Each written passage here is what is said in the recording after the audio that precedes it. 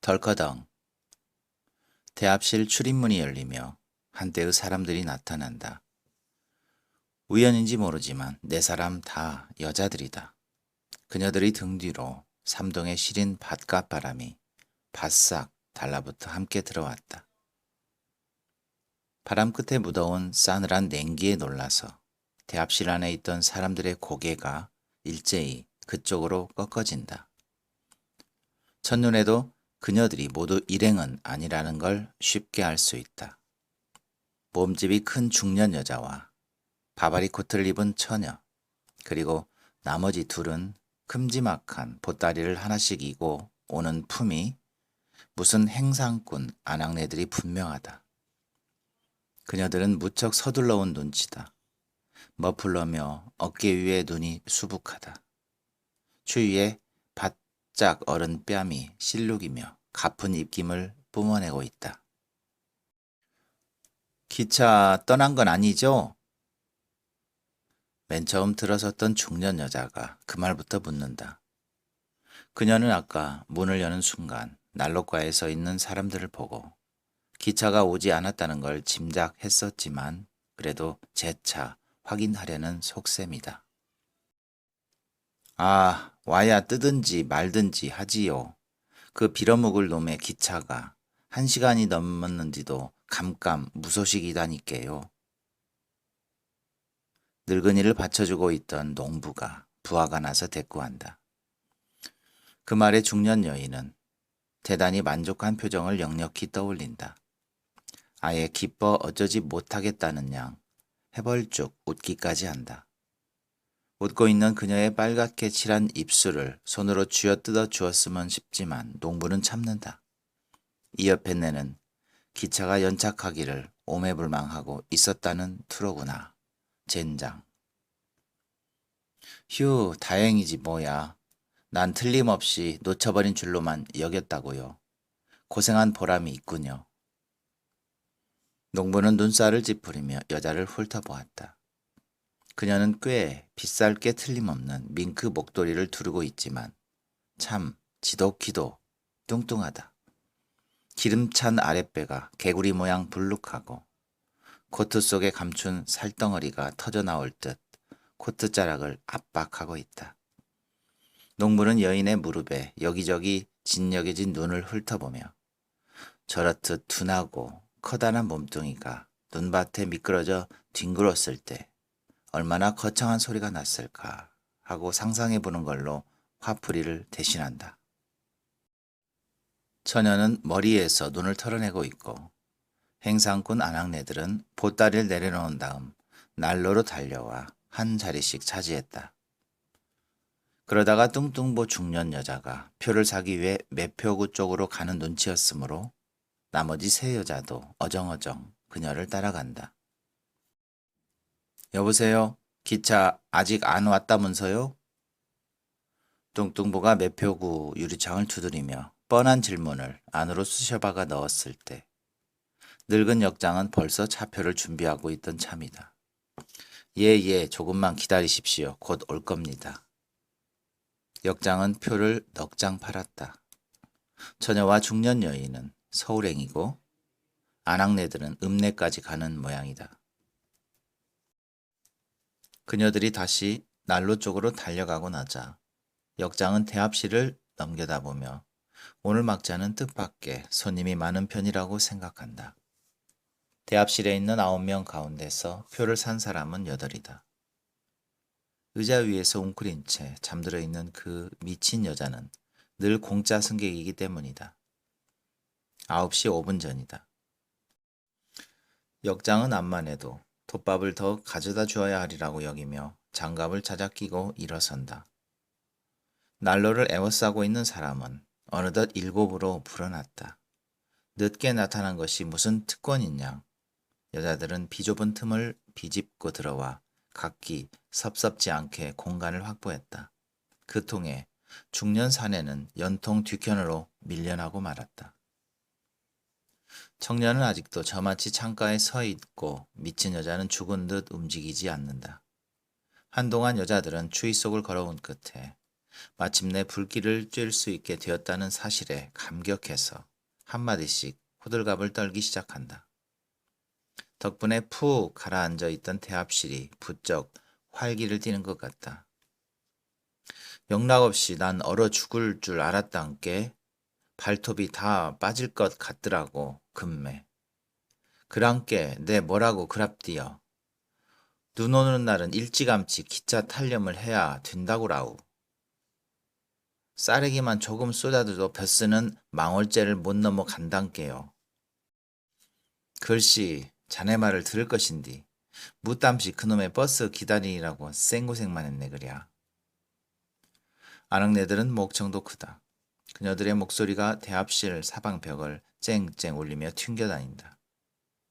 그녀들은 눈에 길이 막혀 버스가 오지 못한다는 걸 늦게야 전해 듣고는 을에 지각하기 일수인 완행 열차를 혹시나 탈 수 있을까 하고 역까지 허겁지겁 달려나온 참이었다.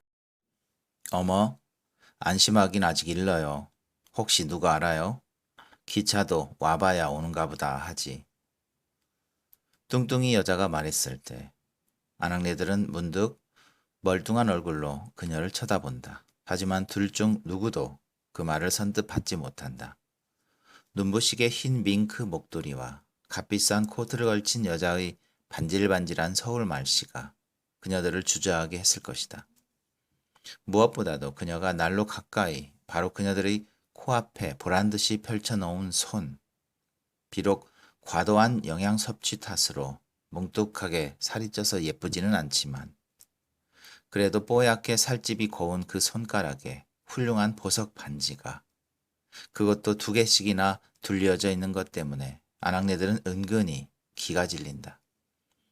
저 여자는 구정물통 속에 손 한 번 담궈보지 않고 사는 모양인갑네. 아낙네들은 불어터진 오징어 발 모양 볼품없이 아무렇게나 난로 위에 펼쳐놓은 자기들 손이 문득 죄 없이 부끄럽다. 뚱뚱이 서울 여자는 눈치도 빠르다. 주위의 그런 분위기를 이내 간파해내고 내시무줄한다. 그녀는 이제 얼었던 몸이 풀리고 나니 입이 심심해지기 시작한다. 하지만 시골 보따리 장사 옆에네들 따위와 얘기한다는 것은 자신의 품위에도 관계가 있을 것이므로 다른 마땅한 상대를 찾기 위해 고개를 휘둘러 본다. 마침 맞은편에 서 있는 바바리코트 아가씨에게 초점이 맞춰진다. 25쯤.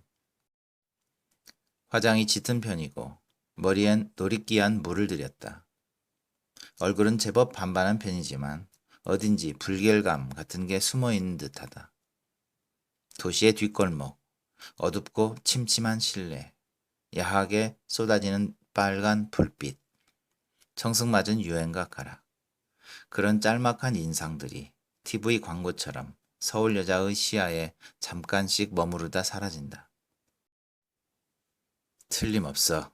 그렇고 그런 계집애로군. 아무리 눈가림을 해도 내 눈은 속일 수가 없지. 하고 뚱뚱이 서울 여자는 바바리 아가씨에 대한 까닭없는 악의를 준비하며 확신하듯 중얼거린다. 바바리 코트 처녀는 고개를 갸웃 숙인다. 처녀는 맞은편 중년 여자의 시선이 제게 따갑게 부여지고 있음을 느끼면서도 불어 모른 척한다. 흥, 지까짓게 쳐다보면 어때? 처녀의 이름은 춘심이다. 그래, 춘심이가 내 이름이다. 어쩔래? 그녀는 은근히 부하가 치민다. 도대체 사람들은 뻔뻔스럽게 왜 남을 찬찬히 훑어보는 개 같은 버르장머리를 갖고 있는지 모르겠다. 그녀는 다른 사람들이 자기를 쳐다보는 듯한 눈치가 배면 아주 딱 질색이다. 그것은 흡사 온몸을 하나하나 발가벗기는 것 같아서 불쾌하기 그지없다. 참 알 수 없는 일인 것이 그녀는 어둠 속에서 혹은 빨간 살구알 전등이 유혹하듯 은근한 불빛을 쏟아내는 방구석에서 또는 취한 사내들과 투덕투덕 젓가락 장단을 맞춰가며 뽕짝을 불러대는 술자리에서라면 누구 못지않은 용감한 여자인 것이다. 부끄러움? 흥, 그따위 잊은 지 왕년이다. 씨루라기 같은 팬티 한 입 걸치고 홀랑 벗어jet 낀 몸뚱이 하나만으로도 사내들 얼을 빼놓기쯤이야 그녀에게 식은 죽 먹기다. 춘심이. 적어도 신촌바닥에서 민들레집 춘심이 하면 아직은 인류다. 하지만 그런 그녀가 대낮에 행길에 나서기만 하면 형편없는 겁장이 계집애가 되고 마는 거였다. 무슨 벌거지 때처럼 무수히 거리를 오가는 행인들 중에 민들레집 춘심이의 얼굴을 기억할 사람이라곤 좀채 없을 터인데도 그녀는 언제나 고개를 쳐들기가 어려웠다. 벌써 3년째 되어가는 이력에도 불구하고 그 버릇은 여전히 떨어지지 않고 있었다. 춘심이는 애써 고개를 빳빳이 세워 뚱뚱이 여자가 자기를 여전히 뻔뻔스레 훑고 있음을 확인한다. 이제 춘심이는 아까보다 훨씬 오만한 표정을 떠올리며 무심한 척 난로의 불빛만 들여다보기로 한다. 춘심이는 고향에 내려왔다가 서울로 다시 올라가는 길이다. 중학을 졸업하고 나서 몇 년 빈둥거리다가 어느 날 밤 무작정 상경한 후로 그때도 바로 이 기차였다. 3년 만에 처음 찾아온 고향집이었다. 그래도 편지는 가끔 띄웠었다. 물론 이쪽 주소는 한 번도 알려주지 않았다. 화장품 회사에 다닌다고 전해두긴 했지만 식구들이 꼭 믿는 눈치는 아니었다. 어쨌든 그녀의 귀향은 비교적 환영을 받은 셈이었다. 때 묻은 가방 하나만 꿰차고 주랭랑을 친 계집애가 완연한 멋쟁이 처녀로 변신해서 얼마의 돈과 식구들은 물론 친척 어른들 목까지 옷가지며 자질구레한 선물들을 꾸려갖고 나타났으니 그럴 법도 했다. 휴가를 틈타 내려온 거로 된 그 닷새 동안 오랜만에 그녀는 고향에서의 어린 시절의 행복을 되찾은 기분이었다. 이름도 춘심이가 아니라 예전의 옥자로 돌아왔다.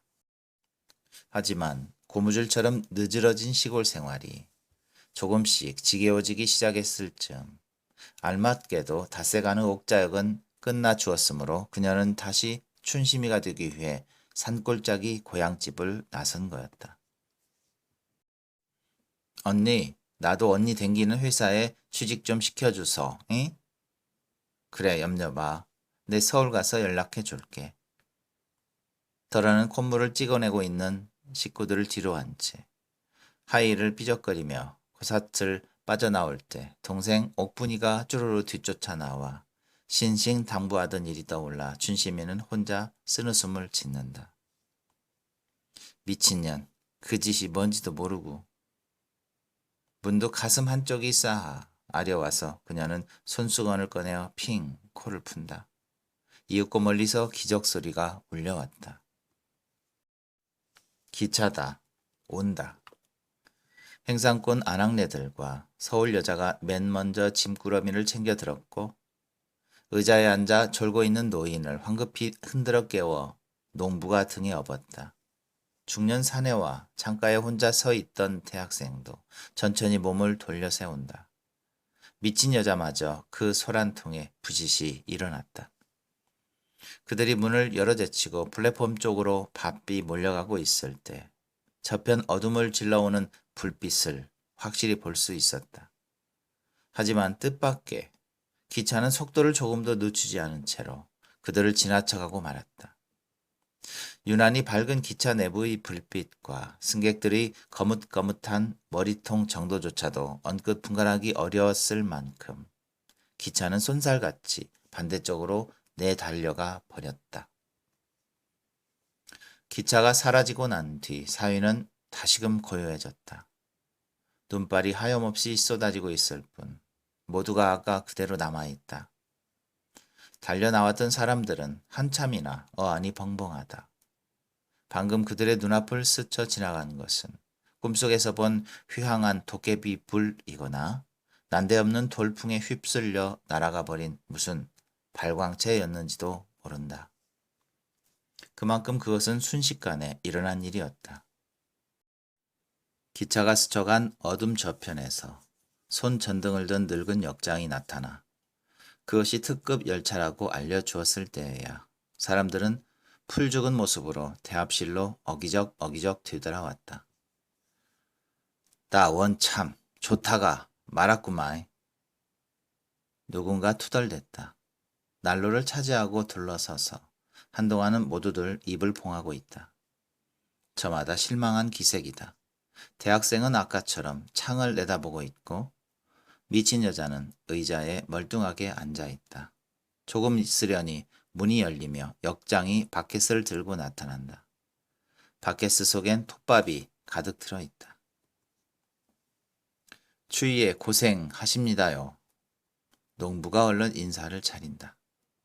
그에겐 제복을 입은 사람은 무조건 존경의 대상이 된다. 뭘요? 그나저나 이거 죄송합니다. 기차가 자꾸 늦어지는군요. 눈이 오니까 그렇겠지라오. 하고 너그러운 소리로 농부가 또 덧붙인다. 역장은 난로 뚜껑을 열고 안을 살펴본다. 생각보다 톱밥이 꽤 남았다. 바켓을 기울여 톱밥을 반쯤 쏟아 넣은 다음 바켓은 다시 바닥에 내려놓는다. 역장은 돌아가지 않고 함께 이야기를 주고받기 시작한다. 그도 역시 무료했으리라. 눈 얘기, 지난 농사와 물가에 관한 얘기, 얼마 전 새로 갈린 면장과 멀잖아 읍내에 생기게 된다는 종합병원 이야기에 이르기까지 화제는 이어진다. 처음엔 역장과 농부가 주연이지만 차츰 여자들도 끼어들게 된다. 그들 중 음울한 표정의 젊은 사내만이 끝내 입을 열지 않은 채로 있다. 역장이 나타나는 바람에 자리가 더욱 비좁아졌으므로 중년 사내는 날로 가까이 놓아둔 자신의 작은 보퉁이를 한켠으로 치워놓는다. 보퉁이엔 한 두릅의 굴비, 그리고 낡고 때 묻은 내복 따위 같은 사내의 옷가지가 들어있을 뿐이다. 그것은 사내가 벽돌담 저쪽의 세상에서 가지고 나온 유일한 재산이다. 선생은 향촌리에 사시오? 늙은 역장이 곁의 중년 사내에게 묻는다. 아, 아닙니다. 그래요. 근데 무슨 일로? 누굴 찾아왔다가 그만 못 만나고 가는 길입지요. 누굴 찾으시는데요? 어디 말씀해 보구려. 이 근처 30리 안팎에 있는 동네라면 내가 얼추 다 아니까요. 허허. 아, 아닙니다. 제가 주소를 잘못 알았으나 봅니다. 오, 그래요? 역장은 사내가 뭔가 말하기를 꺼려한다는 느낌을 받았으므로 더 캐묻지 않는다. 톱밥 난로의 열기가 점점 강하게 퍼져 오르고 있다. 역장은 난로의 뚜껑을 닫고 나서 한산도를 꺼내 사내와 농부에게 권한다. 그들은 담배를 피우기 시작한다. 사내는 기차를 타기 전 서울역 앞에서 그 굴비 한 두rum을 샀었다. 언젠가 감방에서 허씨가 흰쌀밥에 잘 구운 굴비를 먹고 싶다고 말한 적이 있었기 때문인지도 모른다.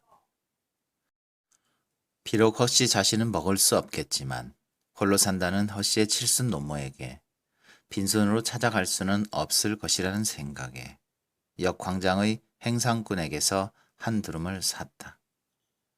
그리고 밤 내내 완행열차를 타고 이날 새벽 사평역에서 내려 허씨가 일러준 대로 그 조그마한 산골 마을을 찾아 들었던 것이다. 하지만 허씨의 노모는 이미 만날 수가 없었다. 죽어 묻힌 지가 5년도 넘었다고 했다. 노모가 죽은 이듬해 허씨의 형도 식솔들을 데리고 훌훌 마을을 떴고 그 후 그들의 소식은 영영 끊어졌다는 거였다. 그 말을 전해 듣는 순간 사내는 사지의 힘이 일시에 빠져나가는 듯한 허탈감을 맛보았다. 어느덧 초로에 접어든 허씨의 쓸쓸한 모습이 눈앞에 선이 떠올랐다. 노모의 죽음조차 모르고 비좁은 벽돌담 안에 갇힌 채 다만 다른 사람들의 거실 따름인 그 숱한 계절들을 맞고 보내다가 어느 날인가는 푸른 옷에 쌓여 죽음을 맞아야 할 한 늙고 병든 무기수 얼굴이 사내의 발길을 차마 돌릴 수 없도록 만드는 거였다. 등 뒤에 두고 돌아서려니 사내는 그 마을이 바로 자기의 고향인 듯한 느낌이 들었다. 그의 고향은 본디 이북이었지만 비난통에 가족들과 헤어져 집도 부모도 없이 떠돌아다니며 커왔던 것이었다. 하염없이 눈송이만 펑펑 쏟아지는 산길을 걸어 나오며 사내는 자꾸만 발을 헛디뎠다. 문득 뒤돌아보면 멀리 산골 초가의 굴뚝에선 저녁 짓는 연기가 은은히 피어오르고 있었다. 눈 내리는 산자락에 고요히 묻혀가는 저녁 무렵의 산골 풍경은 눈물겹도록 평화스러워 보였다. 이보시오 헛씨, 당신이나 나는 이젠 매양 마찬가지구려. 피차 어디 찾아갈 곳 하나 없어졌으니 말이요. 하지만 그래도 당신은 나보다야 낫소. 그 속에 있으면 애써 고향을 찾아 나설 수도 또 그래야 할 필요도 없을 테니까 말이외다. 허허. 그나저나 난 도대체 이제부터 어디로 가야 한다는 말이요. 사내는 휘적휘적 눈길을 헤쳐 내려오며 몇 번이나 그렇게 넋두리를 했다. 역장은 시계를 본다. 9시 반. 이거 너무 늦는걸. 그러다가 역장은 저만치 창가에서 서성이고 있는 청년을 새삼 발견한다. 청년은 벽에 붙은 지명 수배자 포스터를 들여다보고 있는 참이다. 포스터엔 20명 남짓, 지극히 평범하게 생긴 한국 사람들의 얼굴이 적혀져 있고 그 밑에 성명, 나이, 범행 내용, 인상 차기 따위가 기록되어 있다. 그중 몇은 검거라고 쓰인 붉은 도장이 쿵쿵 박혀져 있다. 수배자들의 사진 가운데엔 대학생이 아는 얼굴도 하나 끼어 있다. 그는 청년의 선배이다. 시위를 주동한 혐의로 선배는 몇 달 전부터 수배되어 있는 중이다. 청년은 지금 그 선배의 사진과 무슨 얘기라도 나누는 양 골똘히 마주대하고 있다. 바로 그때 역장이 청년을 불렀으므로 청년은 저기 놀란 모양이다. 이봐요 젊은이, 추운데 거기 있지 말고 이리 와서 불 좀 쬐구려. 청년은 우물쭈물하더니 이윽고 난로 쪽으로 걸어온다. 그리고 역장에게 꾸벅 고개를 숙인다. 누구더라? 역장은 의외라는 표정이다. 청년의 얼굴이 금방 기억나지 않는다. 저 역장님은 잘 모르실 거예요. 고등학교 때 통학하면서 줄곧 배웠는데 제 너머 오동삼 씨가 이제 알겠네. 자네가 바로 오씨 큰아들이구먼. 지금 대학에 다닌다면서 그렇지? 예. 맞아. 작년 여름에 내려왔을 때도 봤었지. 그래. 방학이라서 집에 왔구먼. 예. 역장은 청년을 새삼 믿음직스러운 듯 바라본다. 역장은 그를 기억해낼 수 있다. 어릴 때부터 남달리 성실하고 착한 학생 같았었다. 여느 애들과는 다르게 생각이 많아 배고 늘 손에 책이 드리워져 있는 것도 대견스러웠다. 그러길래 청년이 인근 마을에선 유일하게 도회지의 국립대학에 합격했다는 소문을 들었을 때 그게 우연이 아니라고 여겼던 것이다. 암은 공부 열심히 해서 성공해야지. 뒷바라지 하시느라 촌구석에서 뼈 빠지게 고생하시는 부모님 호강도 시켜드리고 고향에 좋은 일도 많이 해야겠네. 알겠는가? 예. 역장이 어깨를 툭툭 두드려주며 격려했고 청년은 고개를 떨군 채 희미한 대답을 한다. 불현듯 청년의 누리엔 아버지의 얼굴이 떠오른다. 소나무 등결처럼 투부룩한 아버지의 손. 그 손으로 아버지는 평생을 논밭만 일구며 살아왔다.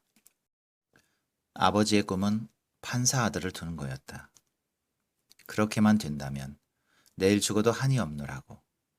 젊은 시절을 남의 집 머슴으로 전전했던 가난한 아버지는 대학생이 된 아들 앞에서 주먹을 불끈 쥐어 보이곤 하던 거였다. 청년에겐 동생이 5이나 있었다. 모두가 국민학교만 겨우 마쳤거나 아직 다니고 있는 중이었다. 청년은 그의 집의 유일한 희망이었고 어김없이 찾아올 밝아오는 새벽이었다. 그런 부모와 형제들 앞에서 끝내 퇴학당했다는 말을 꺼낼 수가 없었다. 언젠가 여름에 자기도 그냥 집에 내려와 농사나 짓는 게 어떻겠냐고 한마디 건넸다가 그만 노발대발한 아버지에게 용서를 비느라 혼쭐이 난 적이 있었다. 결국 아무런 얘기도 꺼내보지 못하고 이젠 누구 하나 찾아갈 사람도 없는 그 거대한 도시를 향해 집을 나섰을 때 청년은 하마터면 울음을 터뜨릴 뻔하였다. 자, 이거 받으라. 네가 아버지 같은 돈은 죗값하고 하숙비 빼면 네 쓸 것도 부족할 거이다. 괜찮다. 내 그동안 몰래 넣으면 주려고 모아둔 돈이니까 달걀도 모았다 팔고 동네 밭일 해주고 품삯 받은 거이다. 아무쪼록 애껴 쓰면서 공부도 좋지만 항상 몸을 살펴야 쓴다. 동구밭까지 따라 나온 어머니는 꾸깃꾸깃 떼저른 돈을 억지로 손에 쥐어주었다. 어머니와 동생들은 마른 버짐이 허옇게 핀 얼굴로 그가 고개를 꼬박 넘어설 때까지 손을 흔들고 있었다. 흥, 대학생? 그까지 대학생이 무슨 별거라고. 춘심이는 역장과 청년의 대화를 들으며 입을 삐죽인다. 춘심이가 벌써 3년이나 몸 비비고 사는 민들레집 근방 일대엔 서너 개의 대학이 몰려 있었으므로 허구한 날 보는 게 대학생이었다. 그 녀석들은 덜렁대며 책가방을 들고 다니긴 하지만 대체 언제 공부를 하는 줄 모르겠다고 그녀는 늘 의아해했다. 아침이면 교문으로 엄청난 수가 떼를 지어 몰려 들어갔고 어쩌다 교문 앞을 지나치다 보면 거의 날마다 무슨 운동회다, 축제 행사다 해서 교정이 뻑적지근하도록 시끄러웠다. 게다가 삐끗하면 데모다, 시위다 하여 죄 없는 부근 주민들까지 매운 냄새를 맡게 만들었기 때문에 번번이 장사에 지장도 많았다.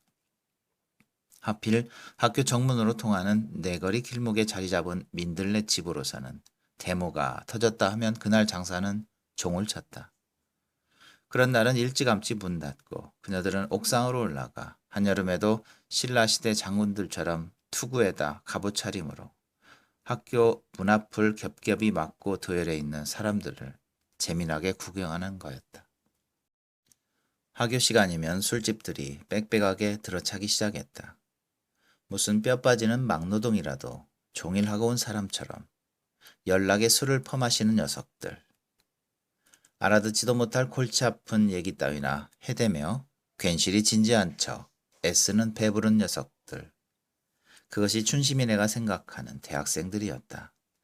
그러다가 그들은 자정이 넘어서야 곤드레가 되어 더러는 민들레 집을 찾아 기어 들어오기도 했는데 가끔 술값이 모자라 이튿날 아침이면 가방을 잡혀두고 허겁지겁 돈 구하러 뛰어나가는 얼빠진 녀석들도 있었다. 그러나 아무리 입을 비죽여 대긴 해도 대학생은 역시 부러운 존재였다. 그들은 모두 멀잖아 도심지의 고층 빌딩을 넥타이 차림으로 오르락 내리락 할 것이고 유식하고 잘난 상대를 만나 그럴싸한 신혼살림에 그럴싸하게 살아갈 것이라는 빤한 사실 때문인지도 모른다.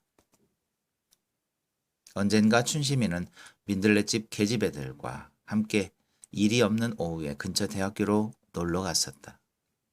그러나 그녀들은 교문에 들어서기도 전에 수희한테 내쫓김을 당했다. 씨발, 대학생은 얼굴에 무슨 금딱지라도 붙이고 다니다던. 춘심이는 홧김에 씹고 있던 껌을 교문 돌기둥에 꾹꾹 눌러 붙여놓고 왔었다.